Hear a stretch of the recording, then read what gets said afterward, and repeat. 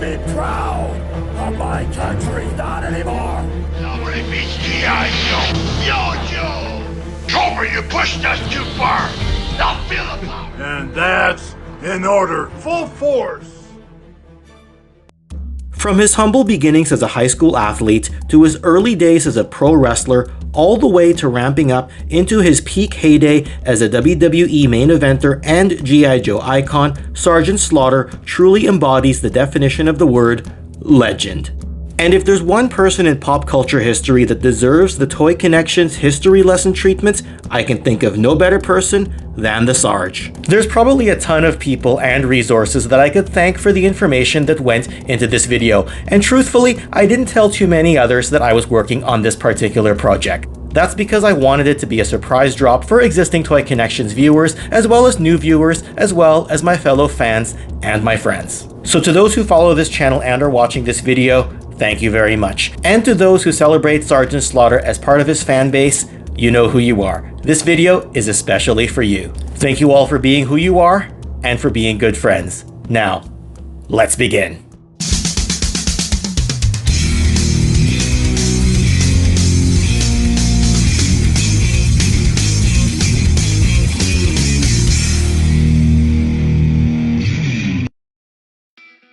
Born Robert Remus in Michigan back in 1948, it may surprise some that the boisterous drill sergeant was considered quiet and timid in the earlier parts of his life.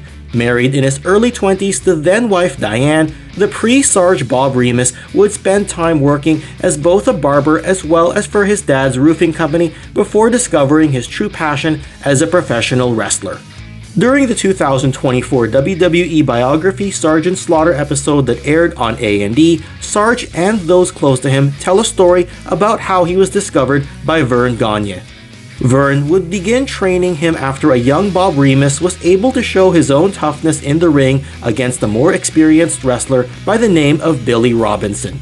Billy had tried but failed to take liberties on the less experienced pre-Sgt Slaughter Bob Remus, and it was at this point that Remus decided to pursue a career as a pro wrestler. His first apprenticeship was up in Vancouver, BC, Canada, and he would also tour along the northwestern US region. As a personal story, since he knew that I live in Vancouver, back at JoeFest 2023, Sarge told me the story about how, as a rib, the promoters put him into a hotel room in Vancouver on the top floor during this early period, and it was a hotel that had no elevator, so he'd have to walk the stairs all the way up to get to his room. He also said that he saw a newspaper clipping hung on a wall with the match card, and looking at all the names, he saw the words plus one other match at the bottom. Knowing that it was his match, he cut that piece out and sent it home in a letter to his father, noting that it was a big highlight for him. But who knew that at the time that the future Sarge would reach new levels that he would never have dreamed of at the start of his young career. Unable to firmly establish himself early on, perhaps the first major turning point was when Robert Remus had watched an older military drama film from 1957 called The D.I., directed, produced, and starring actor Jack Webb. Feeling inspired, Remus would take on a DI, or drill instructor wrestling gimmick, during the mid-1970s. And thus, with the blessing of the aforementioned Vern Gagne, who was heading up the American Wrestling Association, Remus adopted his now signature campaign cover, whistle, and swagger stick that would become synonymous with his character in wrestling, as well as eventually G.I. Joe. The Sgt Slaughter name came from a 1963 film called Soldier in the Rain, a name that was used by Jackie Gleason's character in that film. And it's interesting because before all of this, Sarge has credited superstar Billy Graham as being his idol, and while you can see some parallels between the early Bob Remus character and the inspiration from Graham, it's interesting to see how things would evolve to the point that the Sgt Slaughter character would become such a recognizable figure and an eventual household name. There'd be some ups and downs at this point in Sarge's life, such as when he would travel back home to help his father with the roofing company, as his dad would help take care of Sarge's ailing mother during this period. He'd also spend some time wrestling in the AWA under a mask as the Super Destroyer Mark II, replacing a previous wrestler who had the Super Destroyer name and also wore the mask. Sarge would go back to the drill instructor gimmick, and through friend Pat Patterson and Vince McMahon Sr., he'd find his way into the WWE, which was known as the WWF or World Wrestling Federation at the time. While he'd started as a loud, no-nonsense villain during both his AWA tenure and his early WWE tenure, his off-camera nature was still the same as when he was younger. As others, such as Ted DiBiase and even Hulk Hogan have said, they consider Bob Remus to be a normal, quiet, unassuming person backstage, and he was the exact opposite as soon as he'd get into character to head through the curtains and towards the wrestling ring. Being a heel in wrestling at the time was not like how it is today. Sarge would tell stories of his car being vandalized or busted up by fans, and how the disdain from fans was legit since wrestlers were expected to maintain kayfabe in the old school wrestling days. There were some key great matches like his no-holds-barred fight with the popular Pat Patterson at Madison Square Garden in 1981, and he'd also spent some time in other promotions such as NWA's Jim Crockett Promotions. By 1983, after initially targeting fan favorite Bob Backlund, Sarge's career would take another significant step when he and the Iron Sheik crossed paths at the start of 1984. With the Sheik as a quintessential heel, this put Sarge in the role of a hero and thus kicked off one of the greatest, most talked about wrestling rivalries in history. We all know that in wrestling, every great wrestler needs equally great opponents to cement their legacy, and it's safe to say that the Sarge and the Iron Sheik complemented each other very well in this regard. This, of course, culminated in their now famous boot camp match at Madison Square Garden, which saw the Sarge prevail over the hated heel. Even Hulk Hogan, who became WWF champion at this time, in fact having won the belt over the Iron Sheik, speaks to the credibility of just how much Sarge was drawing in terms of fan reaction, and that Sarge was always at or very near the top of the card during shows. Naturally, as the WWE likes to do, the Iron Sheik and the Sarge's rivalry played off of real-world, global-level tensions during this period and put Sarge firmly as an American hero, waving the flag proudly for his nation. In fact, he even got to meet President Ronald Reagan.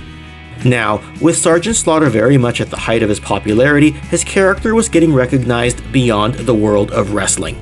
Toy company Hasbro would come calling to put Sarge as part of their ever-popular, ever-growing G.I. Joe A Real American Hero toy line, and they saw that he could be a fitting spokesperson who could transition from the real world into someone who could be an action figure, as well as a character in their cartoon series and comic book run at the time. Unfortunately, this resulted in a conflict of interest since Vince McMahon Jr. and the WWF had just signed a different toy licensing deal with LJN, and thus the Sarge was in a tough position. In hindsight, it was probably the optimal decision for Sarge to leave the WWF and become a G.I. Joe hero, as it allowed fans to recognize him on two different pop culture fronts. This unfortunately meant though that he would have to miss the first several WrestleManias. That said, the AWA was in no such similar agreements nor conflicts of interest, and the Sarge would find himself back with his old mentor Vern Gagne as an AWA wrestler, while also gracing the action figure aisles, cartoon screens, and comic book pages for G.I. Joe.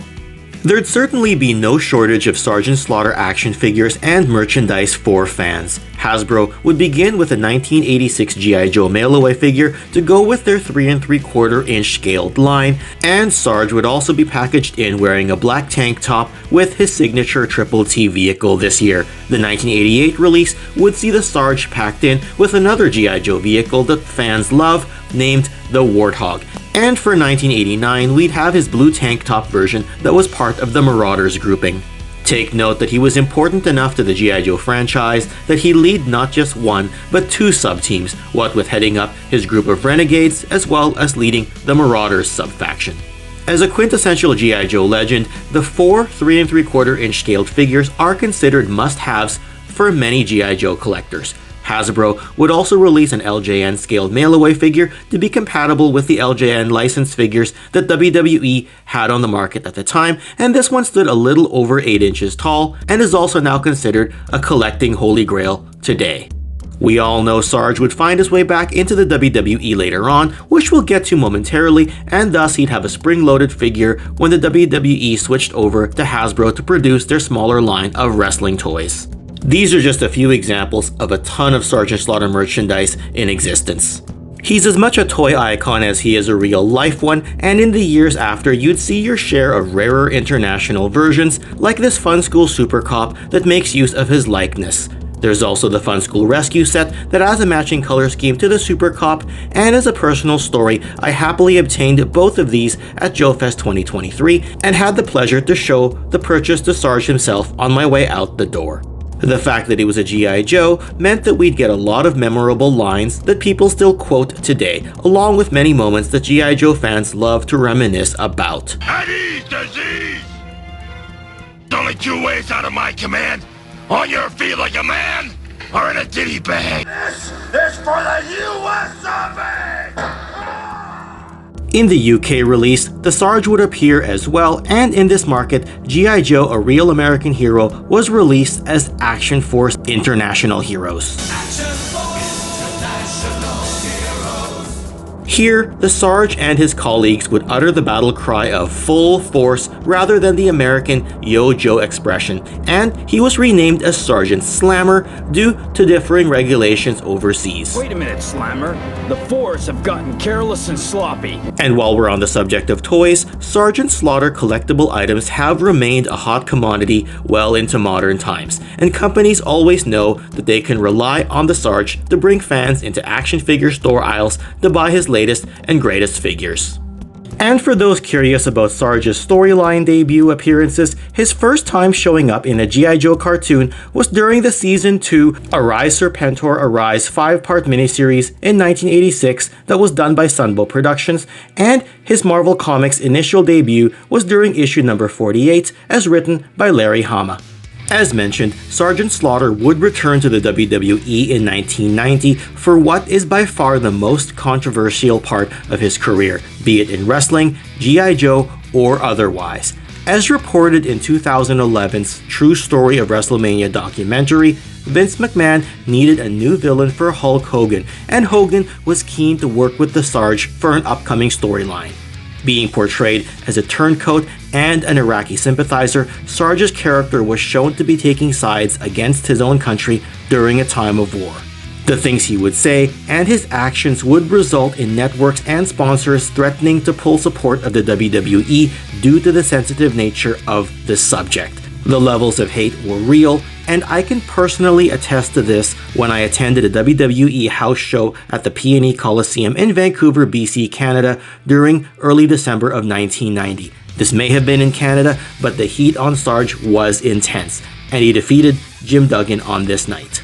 It was bad enough that both the WWE's offices and Sarge's family were under a potentially real threat, to the point that it made life hard for not only Sarge's wife, but his daughters Kelly and Nicole. As mentioned on Sarge's A&E Biography episode, people would find their names and address, and even the locations of where Kelly and Nicole went to school.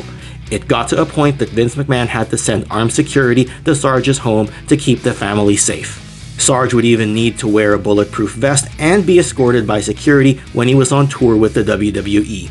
The angle went so far as to even doctor up a photo with Sgt Slaughter and manager General Adnan with Saddam Hussein. Sarge was even asked as part of the storyline to burn an American flag on camera, though he countered this by burning a Hulk Hogan t-shirt instead. In hindsight, this was a great counter idea to burn the Hogan shirt, as it's likely Sarge never would have been able to live down a real-life burning of an American flag, kayfabe or not.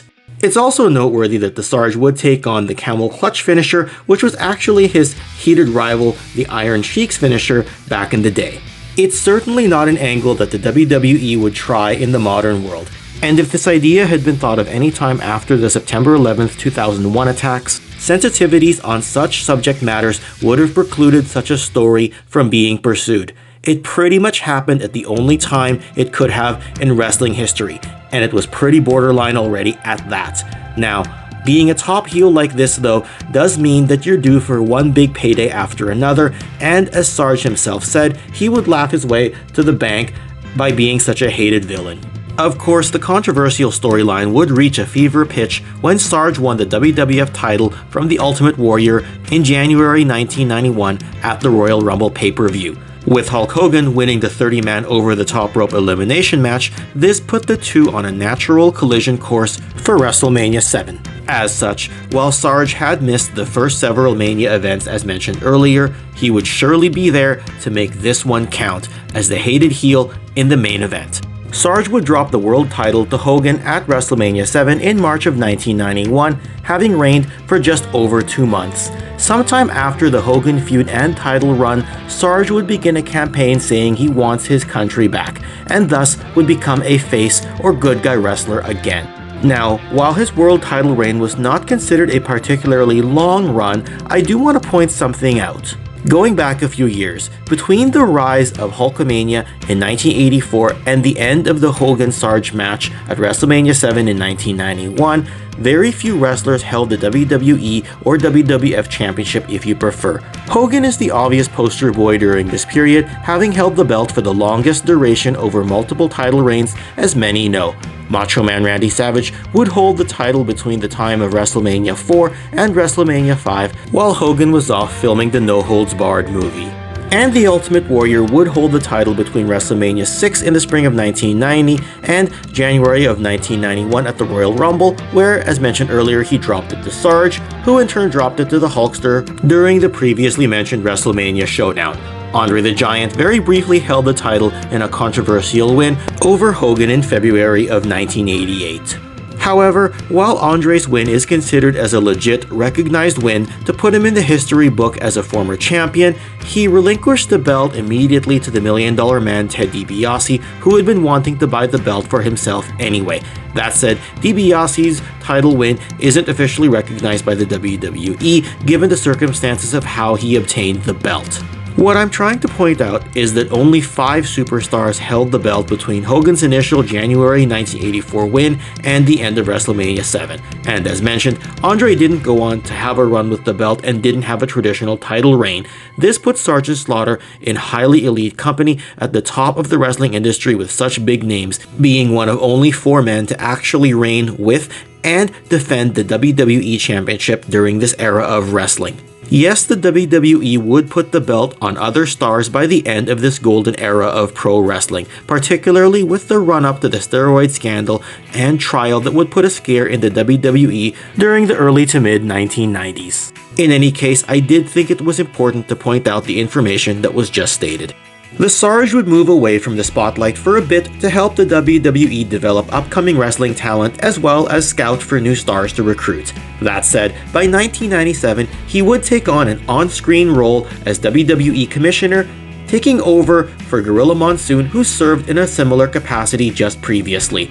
This would mean that the Sarge would be here for the build-up towards and also remain in this capacity during a good portion of the WWE's famous Attitude Era. And there's a few key points to highlight here. He'd be ringside and would witness the tense backstage fallout of the notorious Montreal Screwjob that occurred during the Survivor Series main event in November of 1997, a match that involved Bret Hart and rival Shawn Michaels. And while the Sarge wasn't involved nor knew about the devious plot that would unfold, Sarge did reveal during a 2022 livestream on his daughter Kelly's channel that once he got backstage, he took down some signs on the wall that were leading to Vince McMahon's office, as he had to do his job to protect his boss. The first thing I think of is I gotta buy Vince some time, because he's probably still in the building. So I start wherever I see a Vince McMahon office sign with an arrow, I tear it off the wall. Now, the Montreal Screwjob is a massive topic in of itself, so we won't go over the full details here. I will mention though that Bret was bamboozled by Vince McMahon through an early ringing of the bell, which resulted in an abrupt change of the planned match finish, which of course was Vince's plan to take the belt off of Bret without Bret knowing. Of course, for the most part, tensions were squashed over the years as Bret would return to the WWE in 2010. And not that he ever blamed him, but it was nice to see Bret appear and say some kind words about the Sarge during the Sarge's 2024 A&E biography. Sgt Slaughter would be called back to in-ring action once again in the immediate aftermath of the Screwjob. He'd do this by having a brief feud and a boot camp match with Triple H during the December In Your House pay-per-view event. I felt that this was important to mention because it's an underrated angle that isn't talked about much by longtime fans. You see, D-Generation X consisting of Shawn Michaels, Triple H, and Chyna at the time, were a rebellious faction, and Sarge was the on-screen authority figure who was in charge of maintaining order for the WWE. Yes, he was nearing 50 years old at the time, but Sarge's brief return as a wrestler did come at the right moment. You see, the WWE's talent pool had been weakening, especially in the main event scene, as many key stars were moving over to WCW for bigger salaries. With Bret Hart and most of the Hart Foundation leaving after the events of the Montreal Screwjob, it did leave the WWE with a lack of options, especially at the top of their roster.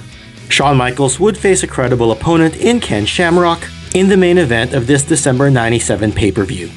Of course, Shamrock had a legit background as a high-end UFC fighter prior to signing with the WWE. The Kane character had just debuted recently and was engaged in a growing feud with The Undertaker, but the Kane character still needed more time to develop. A look at the other parts of this card, and you'll see that Stone Cold Steve Austin faced The Rock at this December pay-per-view, and one might immediately think that this would be one of the upper card matches. But do take note that Austin could only wrestle short matches at the time due to a devastating neck injury the previous summer in a match against Owen Hart, so Austin's own build to the top of the roster would need more time to fully be fleshed out. And The Rock had only recently turned heel and was still building the persona he would become famous for, but again, the 25-year-old Dwayne Johnson wasn't quite ready to be at the top of his game just yet. Thus, having a boot camp match in December of 1997 between Sgt Slaughter and Triple H made sense as a co-main event for the pay-per-view. Naturally, it's meant as more of a fun brawl than anything else, so, of course, most fans looking to watch this match won't be praising it as being a technical showdown. That said, it gave Triple H a win over a big name and former champion in this early part of his career, and it would help bridge the gap between the immediate after effects of the Montreal Screwjob and the January Royal Rumble event, where Austin would win and begin more actively pursuing the WWE Championship, which he'd win at WrestleMania 14 in March of 1998. I did notice that even when I was a teenager back in 1997, that the Sarge was being booked wisely to help with this transition period at the start of the Attitude Era, again, to bridge the gap while fresh faces were being developed. And I had the pleasure of thanking the Sarge personally during a Xazyl's Clubhouse stream back in early 2022, which is something I'd wanted to do for a long time. There's Sarge in the semi-main with Triple H.